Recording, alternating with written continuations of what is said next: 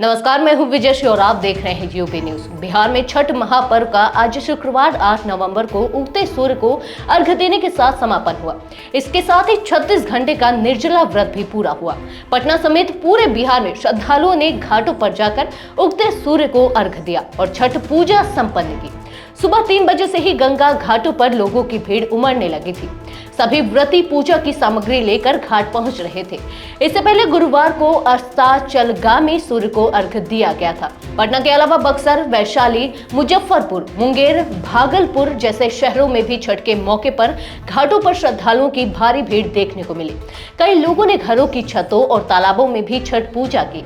यह महापर्व 4 दिनों तक चलता है। इस दौरान व्रती कठोर उपवास रखते हैं और सूर्य देव की आराधना करते हैं। छठ पूजा मुख्य रूप से बिहार, झारखंड और पूर्वी उत्तर प्रदेश में मनाई जाती है। बिहार के घाटों पर सुबह से ही श्रद्धालु भगवान सूर्य को सबसे पहले अर्घ्य देने के लिए आतुर नजर आए।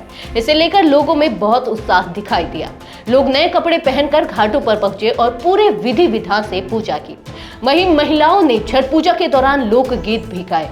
औरंगाबाद में भी सूर्य नगरी देव समेत शहर में भी लाखों व्रतियों ने उदयमान सूर्य को आज अपना दूसरा अर्घ्य अर्पित किया। कई व्रती अपने अपने घर की छतों के ऊपर ही बने जल कुंड में भगवान भास्कर को अपना दूसरा अर्घ्य अर्पण करते दिखे।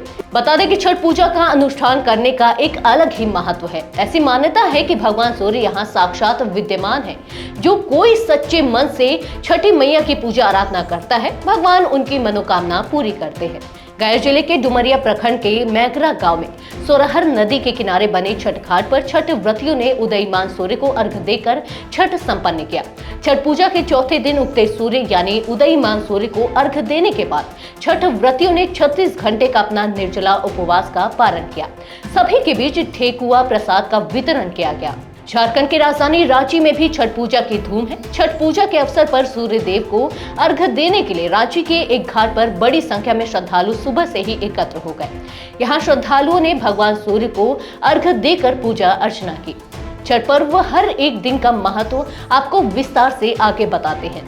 पहला दिन नहाए खाए। छठ पूजा का पहला दिन नहाए खाए होता है, जिसमें व्रत रखने वाली महिलाएं पवित्र नदी या जलाशय में स्नान करती हैं, सात्विक भोजन ग्रहण करती हैं, घर की सफाई करती हैं। इस दिन खाने में केवल कद्दू या लौकी की सब्जी खाते हैं। चने की दाल और चावल का विशेष महत्व होता है। दूसरा दिन खरना के दिन व्रतधारी पूरे दिन निर्जला व्रत रखते हैं और सूर्यास्त के बाद प्रसाद बनाकर उपवास तोड़ते हैं। प्रसाद के रूप में गुड़ से बनी खीर, रोटी और फल का सेवन किया जाता है।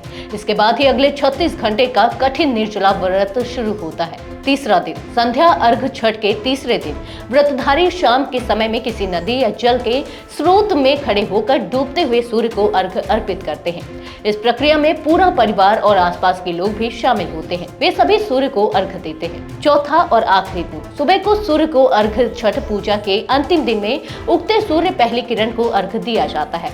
इस प्रक्रिया में भी पूरा परिवार शामिल होता है। उगते सूर्य को अर्घ्य देने के बाद व्रतधारी अपना व्रत तोड़ते हैं और प्रसाद ग्रहण करते हैं। बिहार के मुख्यमंत्री नीतीश कुमार ने गुरुवार को राजधानी के दानापुर के नासरीगंज घाट से कंकन घाट तक पानी के जहाज से गंगा नदी के विभिन्न छठ घाटों का भ्रमण किया।